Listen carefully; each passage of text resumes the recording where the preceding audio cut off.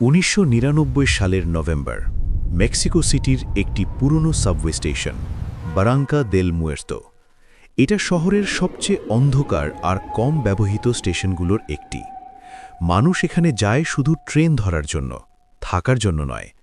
সেই রাতে স্টেশনে ছিল মাত্র 2 জন সিকিউরিটি গার্ড। রাত 2:12 সিসিটিভি ক্যামেরা একটি অদ্ভুত ফুটেজ রেকর্ড করে। একজন মানুষ হঠাৎই ফ্রেমের মাঝখানে দাঁড়িয়ে যায়। কেউ তাকে হেঁটে আসতে দেখে না। সামনে কোনো খোলা দরজা ছিল না, এমনকি সে শ্যাডোও ফেলছিল না। লোকটির পরনে ছিল পুরনো ধাঁচের বাদামি কোট, যেন 1950-এর দশকের কোনো ছবি থেকে উঠে এসেছে। সে চারদিকে তাকিয়ে অদ্ভুতভাবে ভয় পায়, যেন সে জানেই না সে কোথায় এসেছে। গার্ডরা ভেবেছিল লোকটি নেশাগ্রস্ত। তারা তাকে জিজ্ঞেস করে, তুমি কোথা থেকে এলে? লোকটি উত্তর দেয় না। সে শুধু বলে, আজ কি সাল?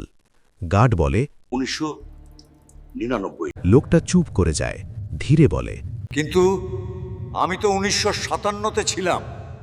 গার্ডরা এটা মজা বলে ভেবে তাকে বেঞ্চে বসায়। কিন্তু অদ্ভুত বিষয় হল, তার পকেটে পাওয়া কাগজপত্র সবই 1957 সালের।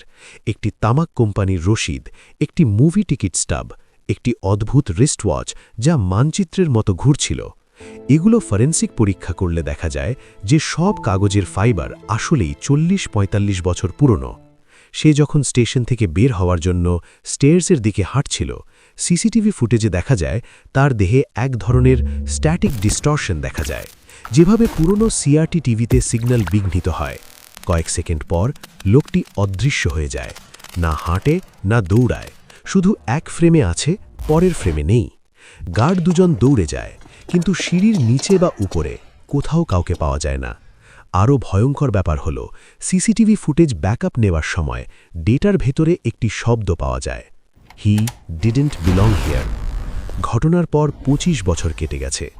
কখনো তার পরিচয় মেলেনি, কখনো তার পরিবার পাওয়া যায়নি। কেউ জানে না সে কোথা থেকে এসেছিল। কিন্তু গার্ডদের একজন মৃত্যুর আগে বলেছিল, লোকটা অদৃশ্য হওয়ার ঠিক শেষ মুহূর্তে তার মুখে দেখেছিল বিশাল ছায়ার প্রতিফলন, যেন কারো হাত তাকে ফিরিয়ে নিয়ে যাচ্ছে। হয়তো সে ভবিষ্যতের মানুষ ছিল না, হয়তো সে অতীতের কোনো ভুল পথিক, যার গন্তব্য এখনও পৃথিবীর সময়ের বাইরে।